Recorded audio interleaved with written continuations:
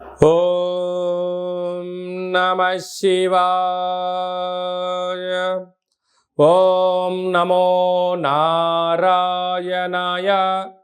కర్మ నివారణ, నరదృష్టి నివారణ, సంచిత ప్రారబ్ధ ఆగమిక కర్మ నివారణ, తులాభార కాల భైరవాయ నమో నమః. ఓం దిగంబరాయ విద్మహే గజవాహనాయ ధీమహి తన్నో కపాలకాల భైరవ ప్రచోదయాత్. ఓం ఇంద్రాణీ శక్తి దేవ్యై నమోస్తుతే. హరి ఓం. మా ఛానల్కి స్వాగతం. చూస్తున్న వీక్షకులకు, ప్రేక్షకులకు, ప్రియ కాళ భైరవ భగవద్బంధులకి స్వాగతం పలుకుతూ, మమ్మల్ని ఎంతగానో ఆదరిస్తూ ఉండబడినటువంటి ప్రియ సోదర సోదరీమణులకు అందరిపైనను, సనాతన ధర్మ సంరక్షకులకు, జ్యోతిష్య అభిమానులకు అందరికీ కూడా స్వాగతం పలుకుతూ, ఆదివారం అమావాస్య పుష్యమి నక్షత్ర సందర్భంగా అందరికీ నిండు నూరేళ్ల ఆయురారోగ్యాలను ప్రసాదించాలని శ్రీ కాళీ సమేత కాళభైరవ స్వామిని వేడుకుందాం. అందులో ఈసారి ఆదివారం అమావాస్య పుష్యమి నక్షత్ర సందర్భంగా రవి పుష్యార్క యోగం అందరికీ కలగాలని, అందరికీ మనతో రాబోయేటువంటి భవిష్యత్తులో ఉండబడినటువంటి 7 తరాల వారికి అద్భుత ధన రాజకీయ యోగ సకల ఐశ్వర్యం ఆనందాన్ని ఆ బుధాదిత్య రాజయోగ కారణము, రవిపుషార్క యోగ కారణము, ఆదివారం అమావాస్య కారణం చేత అందరికీ ప్రసాదించాలని కోరుకుందాం. 1/8/2024 నుండి 15/8/2024 వరకు పుట్టినటువంటి వారందరికీ కూడా ముందస్తుగా జన్మదిన శుభాకాంక్షలు. గతంలో వివాహం చేసుకున్న వారికి వివాహ వార్షికోత్సవ శుభాకాంక్షలు. ద్వాదశ రాశుల్లో గ్రహ గమనాన్ని ఒకసారి వీక్షింపచేద్దాం. వృషభ రాశిలో కుజుడు మరియు దేవగురు బృహస్పతి సంచార స్థితి, కర్కాటక రాశిలో రవి సంచార స్థితి, సింహరాశిలో బుధ శుక్ర సంచార స్థితి, కన్యరాశిలో కేతు భగవానుడు సంచార స్థితి, కుంభరాశిలో శని భగవానుడు వక్రగమన సంచార స్థితి, మీనరాశిలో రాహు సంచార స్థితితో ద్వాదశ రాశుల్లో గ్రహ గమనాలు ఈ విధంగా ఉన్నాయి. కుంభరాశి వారు ఒకవైపు ఏళ్లనాటి శని సంచార స్థితి, ఆదివారం అమావాస్య పుష్యమి నక్షత్ర సందర్భంగా రవి పుష్యార్క యోగాన్ని, అద్భుతమైన సిద్ధులను, అర్ధాష్టమ కుజుడు అర్ధాష్టమ గురు దోషాన్ని ఎలా తొలగించుకోవాలో ఈ వీడియోలో సవివరంగా సంపూర్ణంగా తెలుసుకుందాం. కుంభరాశిలో ఏ నక్షత్రాలు వస్తాయనగా ధనిష్టా నక్షత్రంలోని 3వ పాదం, 4వ పాదం, శతభిష నక్షత్రంలోని 4 పాదాలు, పూర్వాభాద్ర నక్షత్రంలోని 1, 2, 3 పాదంలో కలిపితే కుంభరాశి అవ్వడం జరుగుతుంటుంది. అలాగనే చాలామందికి పుట్టినటువంటి కాల సమయంలో డేటా ఆఫ్ బర్త్లు లేనటువంటి కారణం వలన పేరు యొక్క మొదటి అక్షరాన్ని అనుసరిస్తూ ఆ రాశిని తెలుసుకునే ప్రయత్నం చేద్దాం. గో, సా, సి, సు, సే, సో, దా, ది, దుమ్ అనేటువంటి అక్షరాల వారందరూ కూడా కుంభరాశి జాతకులే. కుంభరాశి యొక్క అధిపతి శని భగవానుడు. వీరికి రాశిలోనే శని భగవానుడు వక్రగమన ప్రయాణం అవ్వడం వలన, అర్ధాష్టమ కుజుడు అర్ధాష్టమ గురువు కావడం వలన, అష్టమ స్థానంలో కేతు సంచార స్థితి, గ్రహాలలో అత్యధికమైనటువంటి గ్రహాలు అనుకూలంగా లేని కారణం వలన ప్రతిరోజు సూర్య నమస్కారం చేయడం, తెల్ల జిల్లెడు వృక్షం దగ్గర దీపం పెట్టడం, తెల్ల జిల్లెడు వృక్షం చుట్టూ ప్రదక్షిణ చేయడం, సూర్యాసనాలు, సూర్య నమస్కారాలు యోగాన్ని, అదృష్టాన్ని కలిగిస్తాయని చెప్పి గమనించాలి. పక్షులకైనటువంటి కాకికి ఆహారాన్ని ఏర్పాటు చేయడం, పితృదేవతల యొక్క గతించిన వారి యొక్క ఆశీస్సులు చెప్పి గమనించాలి. కుక్కలకు ఆహారాన్ని, మద్యాన్ని పోయడం వలన రుణ సమస్యలు, రోగ సమస్యలు తొలగిపోతాయని చెప్పి గమనించాలి. ఇంకొంచెం ఓపిక కలిగింది, తెల్ల జిల్లెడు వృక్షంలో మధ్యలో ఉండబడిన వినాయకుడి రూపాన్ని తీసుకుని వచ్చి సింధూరం పూసి ఇంట్లో పెట్టుకొని తాంత్రిక కాళభైరవ లక్ష్మీ గణపతి హోమాన్ని చేసుకొని ఇంట్లో పెట్టుకున్నట్లయితే ఆరోగ్య సిద్ధి, ఆనంద సిద్ధి, లక్ష్మీ సిద్ధి, వాహన సిద్ధి, ఐశ్వర్య సిద్ధి, విదేశాన సిద్ధి, కటాక్ష సిద్ధి, రాజయోగ సిద్ధి, అమృత సిద్ధి, కలశ సిద్ధి అనేటువంటి 16 రకాల సిద్ధులు కుంభరాశి వారు సొంతమైతే అని చెప్పి గమనించాలి. కనుక మనమందరము కూడా ఈ చిన్న పరిహారాన్ని చేసుకుందాం. వక్ర గమనంలో శని దోషాన్ని తొలగించుకుందాం. గ్రహ దోషాలు తొలగించుకొని ఐశ్వర్యానికి ఆనందానికి మనమే కేంద్ర బిందువులో అవుదామని చెప్పి గమనించాలి. కనుక మీ జన్మ నక్షత్రం రోజున అష్టమి అమావాస్య తిథి ఎందున దూర వాయు జల ప్రయాణాలు పెట్టుకోవద్దు. వీలైనంత వరకు మౌనం, ధ్యానం, ఆధ్యాత్మికత, ప్రశాంతతకు కేంద్ర బిందువు మీరు అవ్వగలిగితే మంచి కాలము మీదే అని చెప్పి గమనించాలి. ముఖ్యమైనటువంటి పండగల గురించి క్లుప్తంగా సవివరంగా సంపూర్ణంగా తెలుసుకుందాం. 4వ తారీఖు 8వ నెల 2024 సంవత్సరంలో ఆషాఢమాస బహుళపక్ష ఆదివారము అమావాస్య పుష్యమీ నక్షత్ర సందర్భంగా చాలా మహోన్నతమైన పర్వకాలం అని చెప్పి గమనించాలి.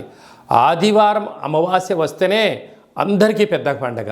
అందులో పుష్యమీ నక్షత్రంతో కూడుకున్నటువంటి అమావాస్య కావడం వలన మనకు బహిరి ప్రాంతాలలో వ్యవసాయ క్షేత్రాల్లో తెల్ల జిల్లేడు వృక్ష ఉండడం జరుగుతూ ఉంటుంది.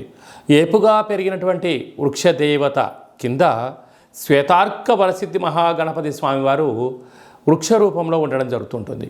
ఆ గణపతి స్వామివారిని తెచ్చుకొని గృహంలో ఉంచుకున్నట్లయితే మనకు భావి తరాలకు 7 తరాల వారికి అద్భుతమైన ఆనందయోగం, అమృత యోగం, ధనయోగం, రాజకీయ యోగం కలుగుతుందని చెప్పి గమనించాలి.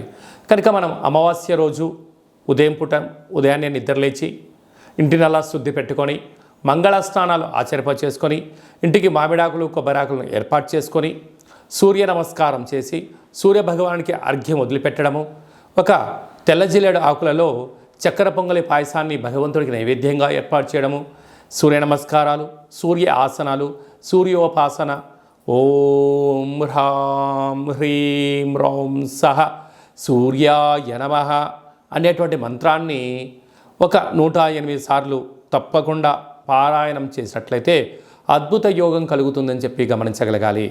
అలాగనే మధ్యాహ్నం పూట గతించినటువంటి పెద్దవారి పేరు పైన నువ్వులు, దర్భలు, నీళ్ళను వదిలిపెట్టడం, పక్షిరాజ వారైనటువంటి కాకిరాజు వారికి ఆహారాన్ని ఏర్పాటు చేయడం, గతించిన వారి పేరు పైన సునకపు మహారాజులకు ఆహారం ఏర్పాటు చేయడం, దేవాలయంలో బ్రాహ్మణుడికి స్వయంపాక దానాన్ని ఏర్పాటు చేయడం వలన గతించినటువంటి వారి యొక్క పితృదేవతల యొక్క ఆశీస్సులు ఉంటాయని చెప్పి గమనించాలి.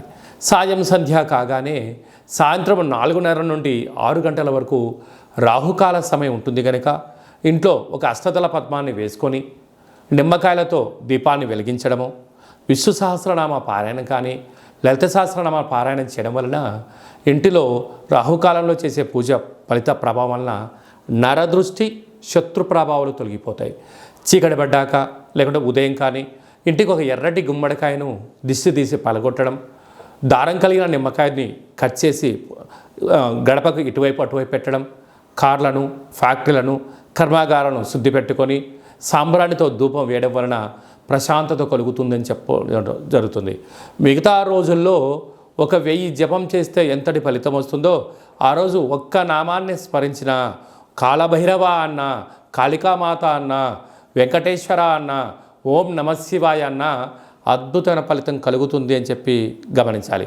ఆ రోజు చేసే పూజ, ఆ రోజు చేసే దీక్ష, ఆ రోజు ఉండబడిన మౌనము మనకెంతో ఐశ్వర్యాన్ని, ఆనందాన్ని మనకు కలిగిస్తుందని చెప్పి గమనించగలగాలి. అదే కాకుండా ఆ యొక్క అమావాస్యను కాళ అమావాస్య అంటారు. అంటే కాళిదాసు లాంటి వాళ్ళు, బట్టి విక్రమార్కుడు లాంటి వాళ్ళు, శివాజీ చక్రవర్తులు లాంటి వారందరూ కూడా ఇలాంటి రోజులలోనే సాధన చేసి కాళ స్వరూపమైనటువంటి కాళికామాతను, కాళభైరవ స్వామిని ప్రసన్నం చేసుకున్నారని చెప్పి గమనించాలి. అలాగనే మనకు 12వ తారీఖున 13వ తారీఖున శ్రావణమాస శుద్ధాష్టమి సందర్భంగా, కాళ అష్టమి సందర్భంగా కాళభైరవ స్వామి స్మరణ, ధ్యానము యోగదాయకం అని చెప్పి గమనించాలి. మన యొక్క దేవాలయంలో 4 శనివారాలు, 4 మంగళవారాలు, శుద్ధాష్టమి, పూర్ణిమ, బహుళాష్టమి, అమావాస్య సందర్భంగా నిత్యము కాళభైరవ హోమం జరుగుతూ ఉంటుంది. కనుక దేవాలయంలో అర్చన, అభిషేకాదులు, కాళభైరవ స్వామి యొక్క ముడుపు, కాళభైరవ స్వామి వారి యొక్క కూష్మాండ దీపము పెట్టడం జరుగుతుంటుంది. హోమంలో పాల్గొనడం వలన సకల అష్ట కష్టాలు తొలగిపోతాయి. కాలము అనగానే కాళభైరుడి యొక్క చేతిలో ఉంటుంది. అందుకే కాళాష్టమి, కాళ అమావాస్య రోజున భైరవ స్వామి యొక్క స్మరణ, ధ్యానము, పూజ, ఐశ్వర్యాన్ని ఆనందాన్ని కట్టబెడుతుందని చెప్పి గమనించాలి. గృహంలో ఉండబడిన నరదృష్టి తొలగిపోతుంది. వ్యాపారాల్లో ఉండబడినటువంటి ఆటంకాలు తొలగిపోతాయి. విపరీతమైనటువంటి జనాకర్షణ ధనాకర్షణ కలుగుతుందని చెప్పి గమనించాలి. ఆసక్తి కలిగితే ఇంట్లో చేసుకోండి. కుదరలేని పక్షంలో ఈ కింద నెంబర్ సంప్రదించినట్లయితే, మీ గోత్రనామంలో పంపించినట్లయితే వీడియో కాల్ ద్వారా చూపించి మీ పేరుపైన ఒక సౌభాగ్య ముడుపు, కూష్మాణ దీపము, హోమాన్ని చేయించి వాట్సాప్ కాల్ ద్వారా ప్రత్యక్ష ప్రసారాన్ని కూడా చేయించడం జరుగుతుందని చెప్పి గమనించాలి. ఇంకనూ మనము ఈ ఆషాఢమాస ఆదివారం అమావాస్య రోజున, శ్రావణమాస శుద్ధాష్టమి కాళాష్టమి సందర్భంగా ఇంకనూ విజయం సాధించగలగాలి అన్నట్లయితే ఈ యొక్క పాత్ర కంచు పాత్ర అంటారు. ఈ యొక్క అంటే కంచు మోగినట్టు కనకమ్ము మోగదు గదరాసుమతి అని చెప్పి మనకు సుమతి శతకంలో చెప్పడం జరుగుతుంటుంది. రాసులు 12 ఎలా ఉంటాయో 12ని అచ్చు వేయడం జరుగుతుంటుంది. పూజ చేసిన తదనంతరము ఈ యొక్క పాత్రను ఇలా ఎడమ చేతో పట్టుకొని కుడి చేతో ఈ కరసాహం తీసుకొని ఇలా చిన్నగా శబ్దం చేసినట్లయితే ఓంకార శబ్దం రావడం జరుగుతుంటుంది.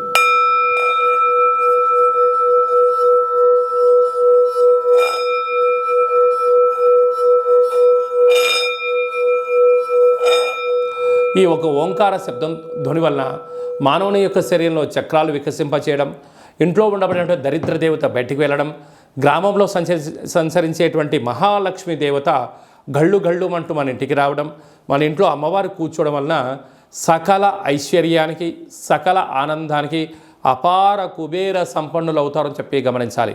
ఈ యొక్క కాళభైరవ స్వామి అక్షయ పాత్ర మరియు మీకు ఒక కాళభైరవ స్వామి ఒక పిరమిడు, డాలరు, కంకణము, కాళభైరవ హోమం చేయించడం జరుగుతుంది. మీకు వాట్సాప్ కాల్ ద్వారా ప్రత్యక్ష ప్రసారాన్ని కూడా చూపించడం జరుగుతుంది. ఆసక్తి గలవారు ఈ కింది నెంబర్ను సంప్రదించి ఆ అక్షయ పాత్రను ఇంట్లో ఉంచుకోవడం వలన అద్భుతమైన ఆనందం ఆరోగ్యం మీ సొంతమవుతుందని చెప్పి గమనించాలి. అలాగనే మీ వ్యక్తిగత జాతకం తెలుసుకోవాలనుకుంటున్నారా? మీ పుట్టినటువంటి కాల సమయంలో మీకు తల్లిదండ్రులు పెట్టినటువంటి పేరు, డేటు, నెల, సంవత్సరం, సమయం రాసి పంపించినట్లయితే 100 సంవత్సరాల జాతకాన్ని రాసి సవివరంగా పంపించడం జరుగుతుంది. మీరు పుట్టినప్పుడు గ్రహ గమనాలు ఎలా ఉన్నాయి, ప్రస్తుతం ఎలా ఉంటున్నాయి, రాబోయే కాలంలో ఎలా ఉండబోతున్నాయో సవివరంగా సంపూర్ణంగా తెలియజేయడం జరుగుతుంటుంది. అలాగనే చాలామందికి పుట్టినటువంటి కాల సమయంలో డేటా బర్త్లు లేనటువంటి వారందరికీ మీ పేరు యొక్క మొదటి అక్షరాన్ని అనుసరిస్తూ రాసి తెలియచేస్తూ ప్రస్తుత కాలమాన ప్రకారంగా గ్రహ గమనాలు ఎలా ఉన్నాయి, భవిష్యత్తులో ఎలా ఉండబోతున్నాయో అనేటువంటి విషయాన్ని తెలియచేస్తూ రమణ శాస్త్రం ద్వారా అనగా గవ్వల ద్వారా భూత భవిష్యత్ వర్తమానాన్ని తెలియజేయడం జరుగుతుంది గవ్వల ద్వారా. కనుక డేటా బర్త్లు లేనటువంటి వారికి గవ్వల ద్వారా జ్యోతిష్యాన్ని చెప్పడం జరుగుతుంది.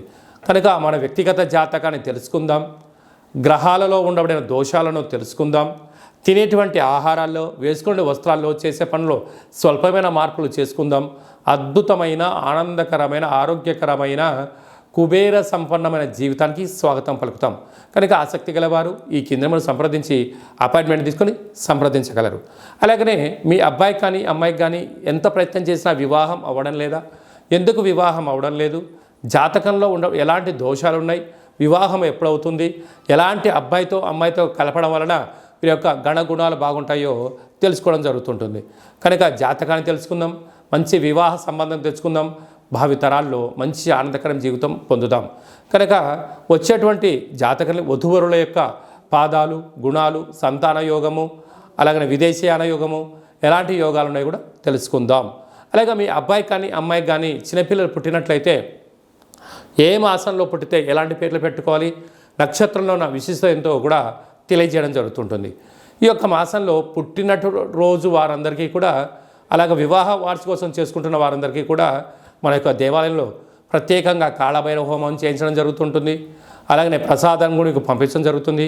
మనమందరము కూడా కలియుగ కాలంలో కాళభైరవ స్వామికి స్మరణ చేద్దాం, కష్టాలకు స్వస్తి పలుకుదాం, ఐశ్వర్యానికి స్వాగతం పలుకుతాం.